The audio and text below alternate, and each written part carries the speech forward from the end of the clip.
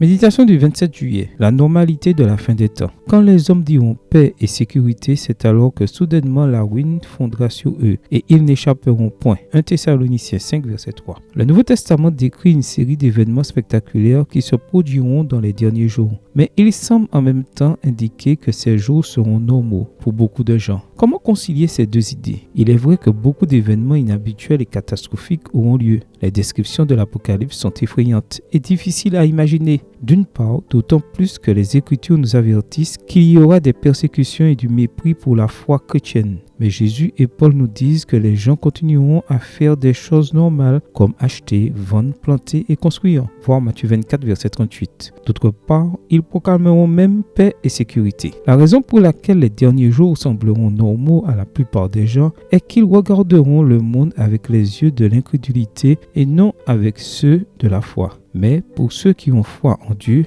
et qui connaissent ses Écritures, il n'y aura aucune surprise. Nous saurons que ce seront les derniers jours et que nous devons nous préparer à la venue du Christ. Nous devons être prudents dans nos déclarations détaillées sur chaque aspect de sa venue, car nous ne savons avec certitude ni le jour où les choses écrites dans l'Apocalypse se produiront, ni comment elles se dérouleront. C'est plutôt une vue d'ensemble de ces événements dont nous disposons, mais en même temps, nous devons nous tenir prêts à tout moment. Nous ne pouvons nous permettre de baisser notre garde à cause de l'apparente normalité du monde qui nous entoure. Le conseil du prophète reste valable pour nous. Prépare-toi à rencontrer ton Dieu. Amos 4, verset 12, version second 21. Étudie les Écritures et prie pour que Dieu te donne la sagesse et le discernement. Prends conscience de ce qui se passe autour de toi sans laisser l'anxiété ou la peur prendre le dessus. Fais confiance à Dieu et à son plan pour l'avenir. Enfin, souviens-toi que ta responsabilité en tant que chrétien n'est pas d'essayer de prédire l'avenir, mais de vivre chaque jour dans la foi et l'obéissance à Dieu. Suis l'exemple de Jésus qui a vécu sa vie dans l'obéissance parfaite au Père